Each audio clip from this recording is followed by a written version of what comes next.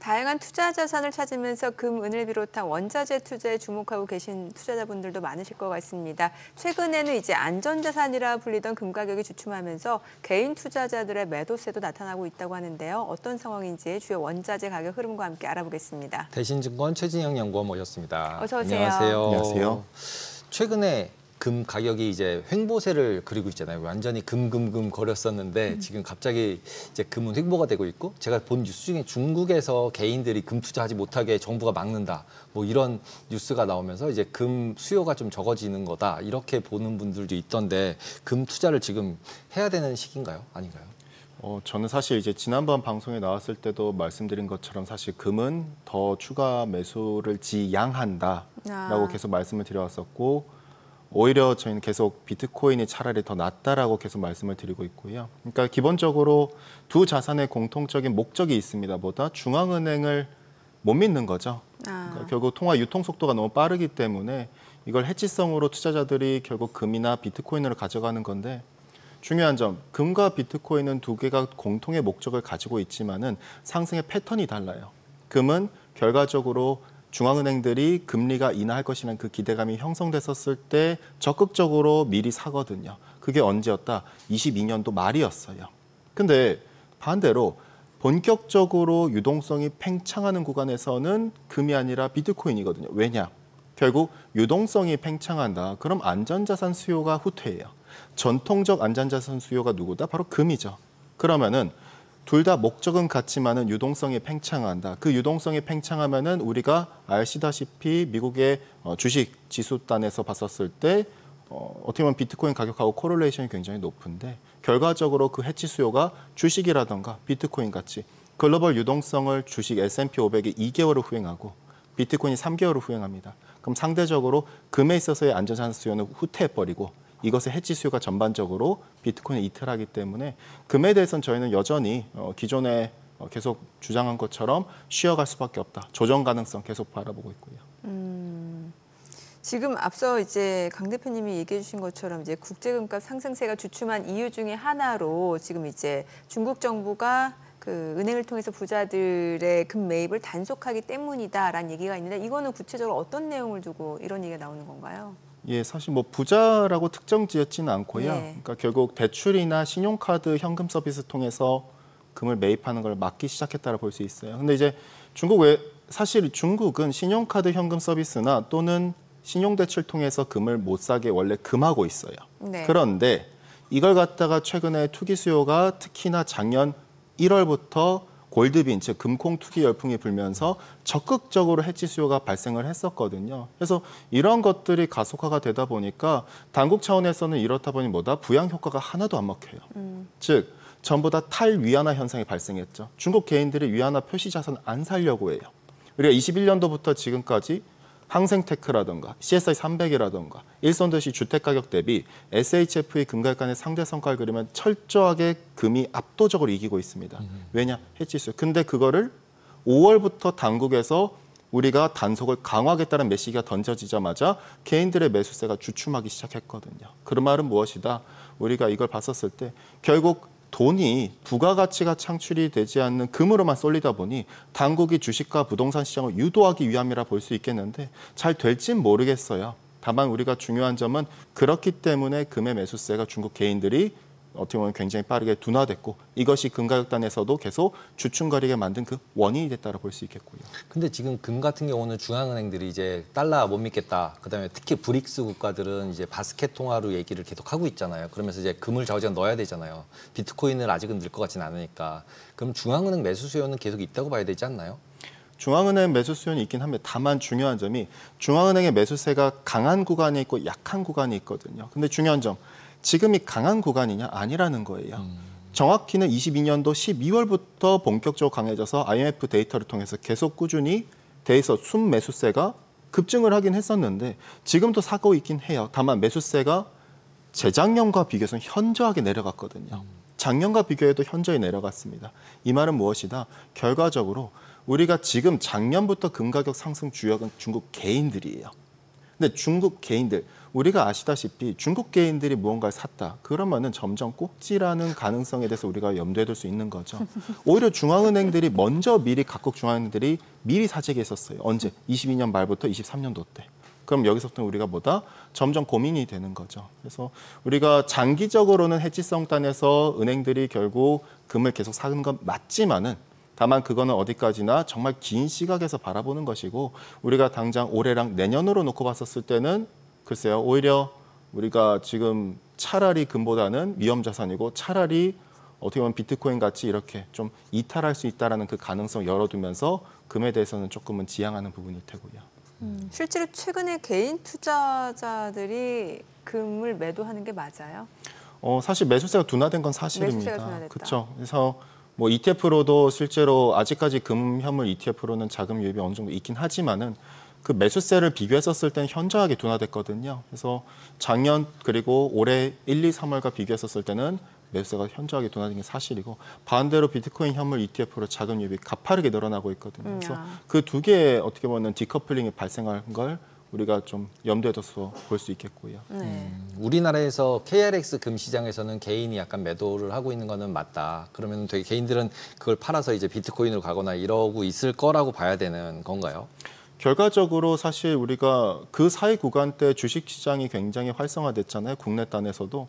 어떻게 보면은 일부 차익 실현하고 이탈했다고도 볼 수 있겠죠. 그러니까 스마트 머니들이 결과적으로 계속 금에 갔었던 거, 그렇지 않다라는 거. 주식시장, 국내 주식시장으로도 흘러갔고 비트코인으로만 흘러갔던 게 아니라 조금 더 유동성에 민감한 자산으로 흘러갔다라는 점. 그게 가장 중요한 부분이라 볼 수 있겠고요. 그래서 3월 말부터 계속 금보다는 차라리 비트코인이나 이런 유동성 흐름 때문에 다른 자산으로 돈들이 이탈할 거라 계속 주장을 하고 있는데 지금 그 속도가 더욱더 빨라질 거라 계속 보고 있고 개인들 역시도 이 같은 스마트 머니들이 굉장히 빠르게 어떻게 보면 이탈하고 있다고 볼 수가 있겠죠. 어디로 가는 거예요? 앞서 뭐 비트코인 현물 ETF 그쪽도 말씀 주셨는데 그럼 은 쪽으로 또 가는 거예요?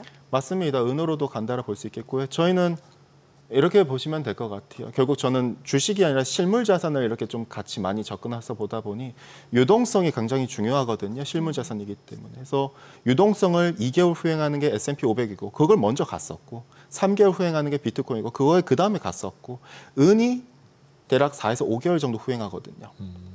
그 이유는 은 같은 경우에는 은이나 특히 백금 같이 이 두 자산은 금과 비슷하긴 하죠. 왜냐하면 리스크 해치 자산이면서도 장신구유죠.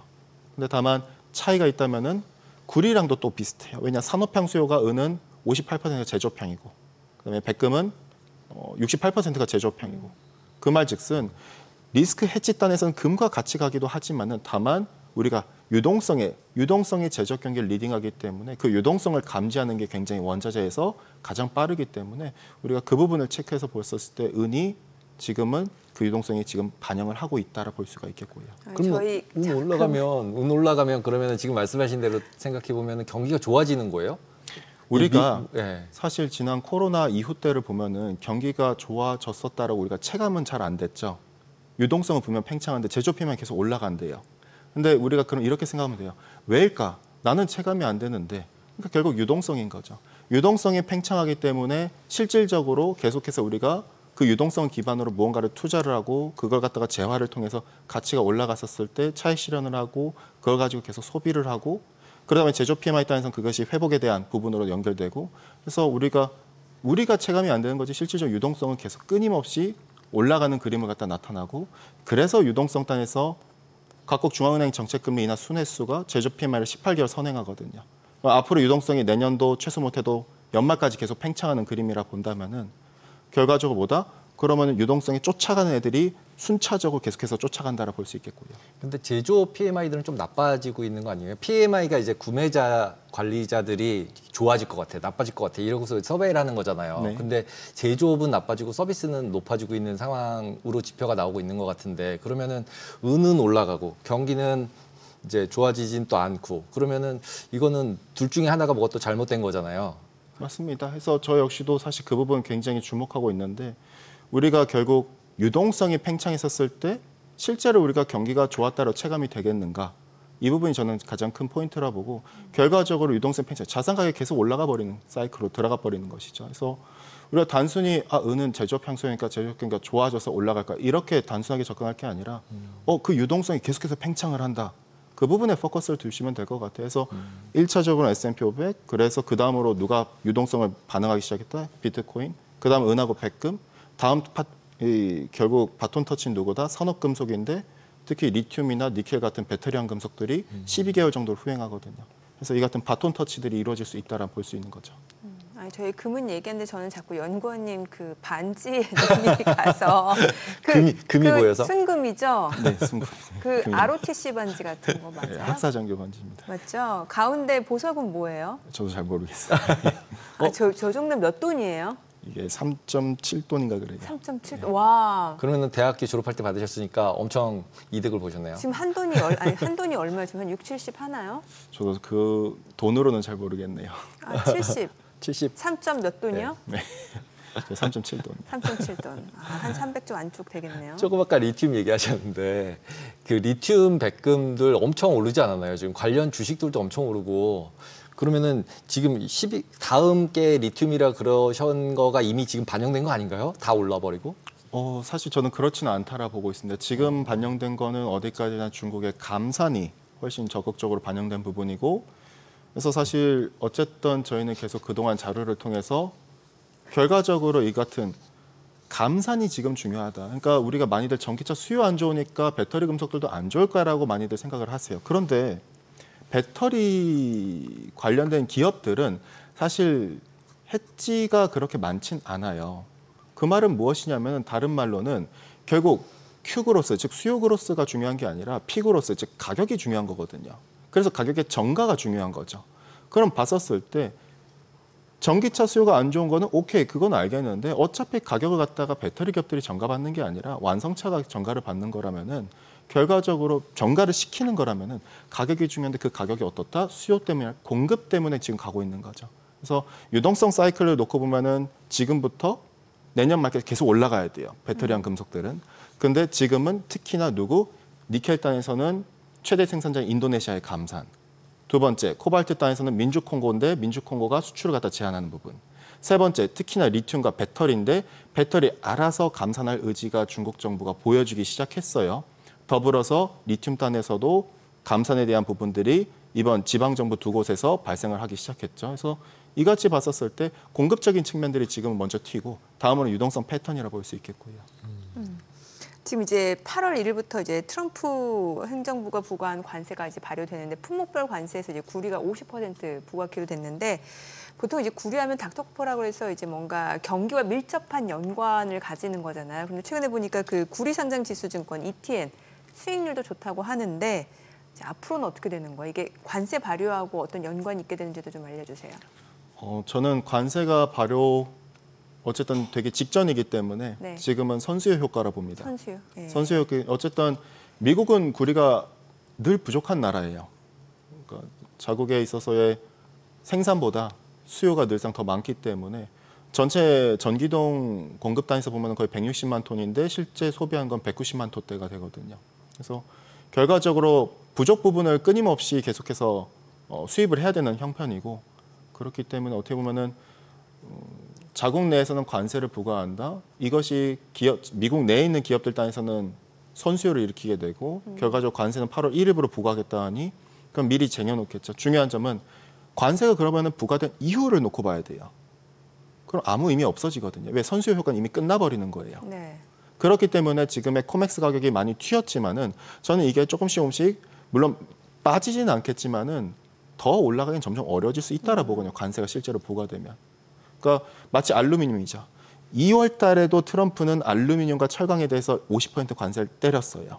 근데 코맥스 알루미늄 가격은 튀었지만은 런던의 LME 알루미늄 가격은 거의 안 튀었거든요.